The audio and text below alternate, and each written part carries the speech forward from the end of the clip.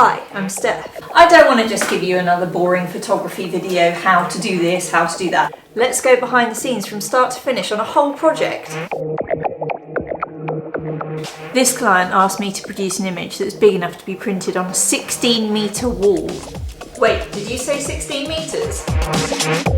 Because a lot of the designs are derived from nature, we discussed that the product should look like they come from an underwater world.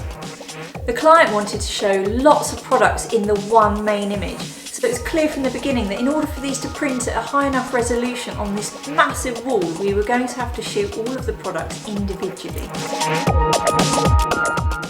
So, once we had a bigger tank, we realised we needed an air compressor and a drilled copper pipe in order to create loads of bubbles, but then we were ready to get shooting. When it comes to shooting the product, we've got a lot of different size items to work with. We wanted the forks to look like a shoal of fish. We wanted the cheese set to look like a bait ball of fish in a scrum underwater.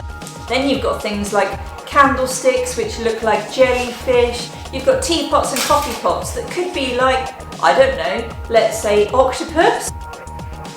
And then we have to shoot the surface. This goes from light to dark all the way across the top of the image. So it needs to be made up of probably around, I think it was 15 images that we used in order to compile that.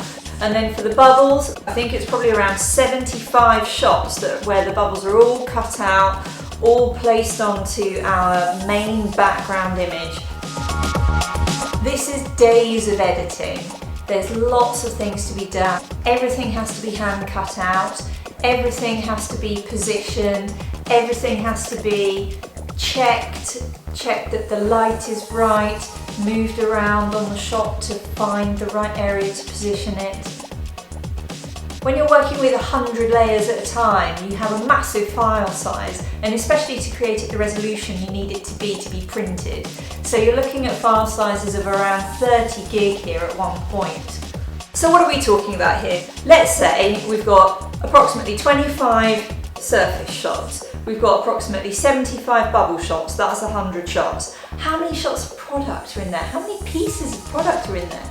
I'm going to say it's around 100 as well. So we're looking at nearly 200 shots to make up one image. That's quite a lot.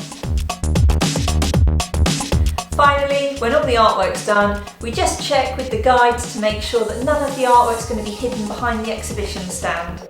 It has to look amazing on the stand, it has to stand out, everything has to look perfect.